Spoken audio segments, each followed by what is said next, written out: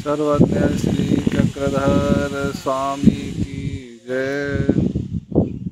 अब बाईसा माता से संबंधित वीडियो नंबर 23 उत्तरायण की लीलाएं शुरू हो गई। नागदेव आचार्य जी का अनुसरण हो गया है।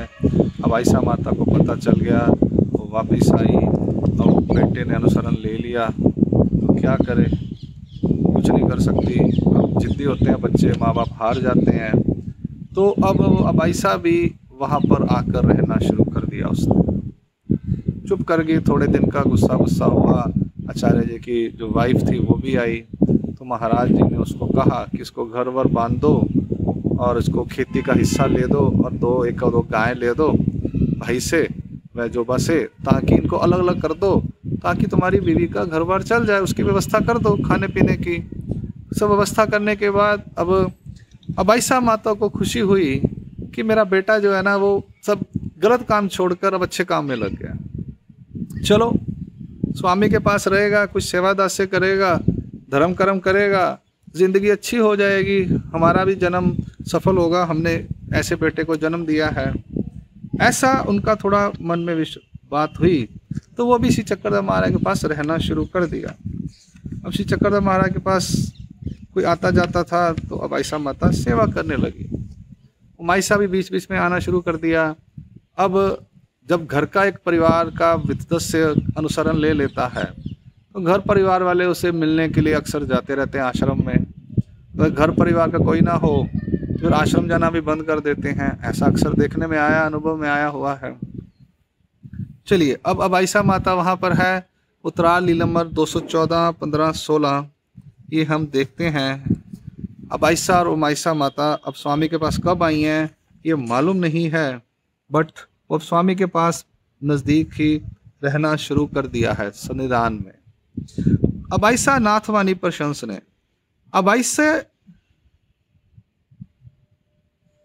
भले तेदवा गोसाविया पुड़ा चौपदी गाती।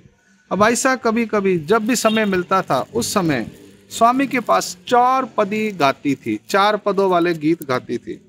एको दिसु अब आयशा चौपदी गाते होती। एक दिन अब आयशा चौपदी यानी 4 पदों वाला गीत गा रही थी। गाता सर्वज्ञ मणित्वे, गाते हुए श्री चक्रधर महाराज जी ने कहा, हे नाथवाणी, एक ही नाथवाणी एक ही सिद्धवाणी। यह नाथों की वाणी है। एक नाथवाणी होती है, एक सिद्धों की वाणी होती है। नाथवाणी ते नीकी, नाथवाणी जो है वो अच्छी है सिद्धवाणी से। नाथवाणी सिद्धवाणी गावो ये, नाथवाणी सिद्धवाणी गानी आनी चाहिए। तैसे आनी को अर्वाचिक गावो महनो ना येती।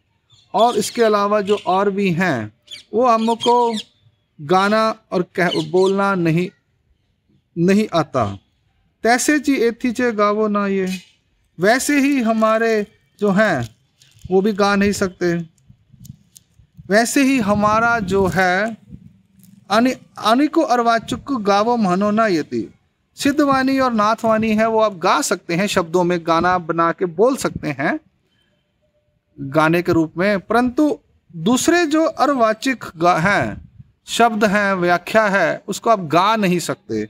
वैसे ही जो ईश्वर के सूत्र हैं, उनका गाना नहीं बना सकते आप। उन्हें पढ़ना है, सुनना है, पर गाना नहीं है।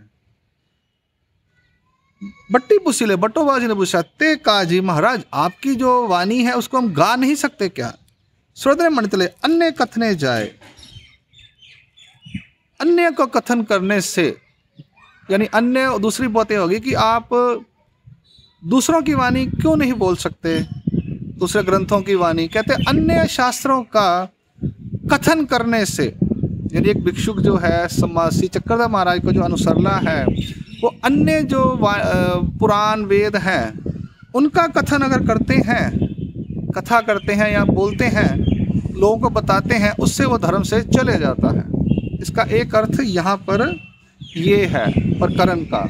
और दूसरा अर्थ जो सूत्र पाठ में लगाया गया है वो यह है कि अन्य लोगों को अपने शास्त्र का कथन करने से अपना शास्त्र चले जाता है। ठीक है जी। बट्टी पुछले जी महात्म्या वेल ना कंठे, ते वेली गीत संगीत गावो येती। बटोबा जी पूछते हैं, महात्मा का समय पास नहीं होता तो समय गीत संगीत गा सकते हैं क्या हम लोग? सो गोसावी श्री मुकुटे निरा कदिले, उन्होंने कहा नहीं भैया, गाने बजाने नहीं करने आप साधु भिक्षुकों ने। बटी मणितले ते का, कहते क्यों नहीं गा सकते हम लोग, इसका लॉजिक क्या है, रीजन क्या है? श्रद्धा मणितले गीत विखो मनोनी, गीत जो है कानों का विषय है, इसलिए आपको विषयों में रममान नहीं होना। बटी मणितले हो का जी, ठीक है, हमें ये जो गाने हैं, सॉन्ग्स हैं, वो नहीं गाने चाहिए, अन्य सॉन्ग्स, सिर्फ विरह के जो गीत हैं, ईश्वर अवतार के विरह के जो गीत हैं वो हमें गाने चाहिए। और ऐसे ही हम लोग बनाते हैं भजन, तो भजनों में भी हम बहुत तरह तरह के भजन होते हैं।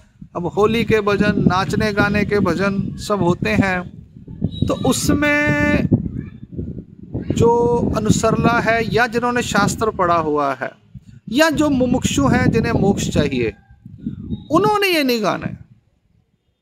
अब आप कहोगे जी हमारे मंदिरों में, स्थानों पे, फंक्शनों में, धर्म में, पंथ में लोग नाचते गाते हैं, वो गृहस्थी नाचते हैं जो अभी वेदवंत हैं, जो नया नए धर्म में आए हैं, वो उनको नाचना उमंग अच्छा लगता है। दर्शनी लोग जो होते हैं वो नाचते हैं, पर जिन्होंने शास्त्र पढ़ा है या जिन्होंने परमेश्वर प्राप्ति को जाना है, सीरियस हैं, उन्होंने नाचना गाना नहीं चाहिए, गाना नाचना नहीं चाहिए।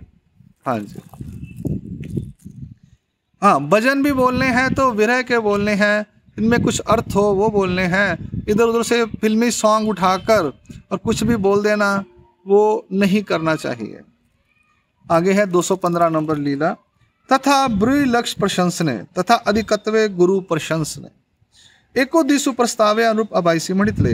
एक दिन प्रस्तावना के अनुसार जैसे बातें चल रही थी तो अबाईसा ने पूछा, जी जी आमचा गुरु ने एक लक्ष्य संगीत सांगितले, हमारे गुरु ने ना एक लक्ष्य यानी एक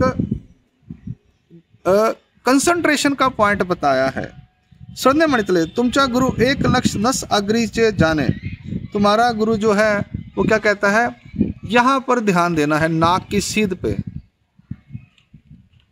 क्या करना है, यहाँ पर कहते ना ध्यान लगाना है।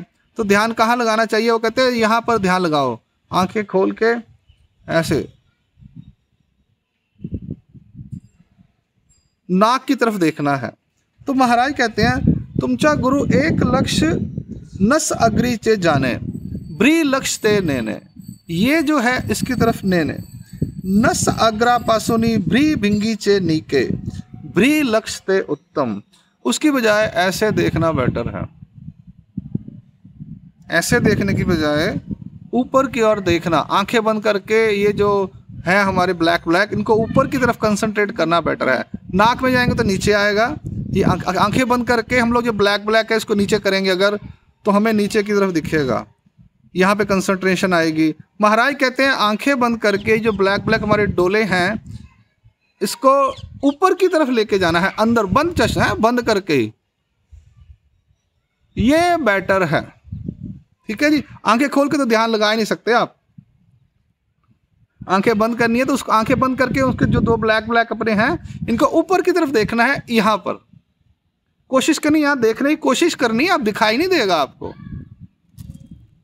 ब्री लक्ष्य उत्तम, यानी ब्री ये जो है इनकी तरफ लक्ष्य करना, ध्यान देना, वह उत्तम है नाक की तरफ ध्यान देने से। एक ही दिशी अबाईसे गोसाविया ते पूछिले, एक दिन अबाईसा ने स्वामी से पूछा, जी जी गुरु वर्तता अनि गुरु करू ये जी, गुरु होते हुए एक गुरु आपके पास है तो क्या हम दूसरा गुरु कर सकते हैं क्या? बहुत बहुत बड़ा प्रश्न है ये, बहुत बड़ी एक शंका जिज्ञासा हम सबके मन में है। ध्यान से सुनिएगा इसको। सर्वज्ञ मणितले अधिकत्वे गुरु करू ये, अधिक कोई और गुरु मिलता है जिसके पास अधिक है मटेरियल, तो आप उसको गुरु कर सकते हैं। आपने एक गुरु किया एक, तो आप दूसरा गुरु नहीं कर सकते ऐसा नहीं है। आप दूसरा गुरु कर सकते हैं लेकिन पहले वाले गुरु से ज्यादा ज्ञानवान होना चाहिए।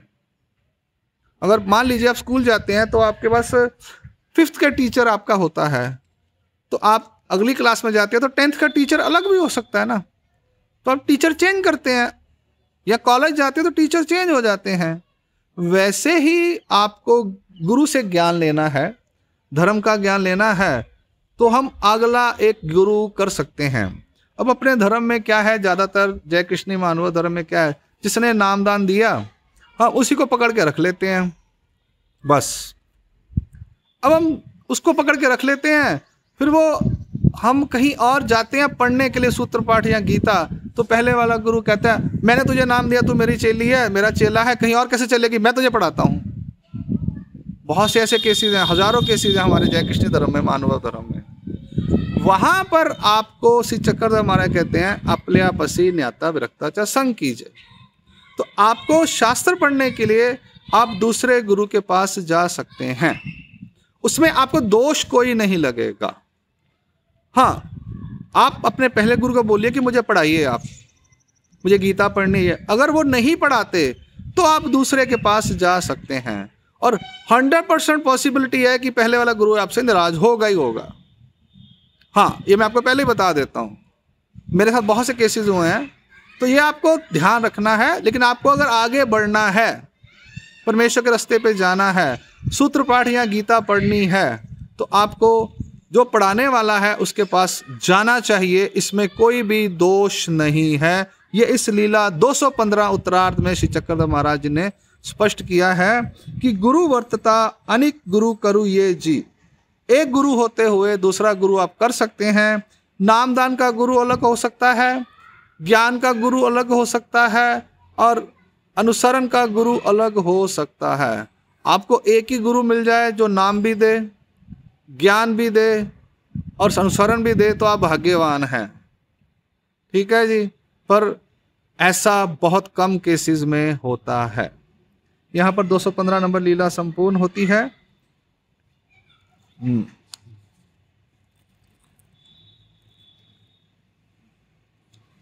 इसके बाद जो लीला है,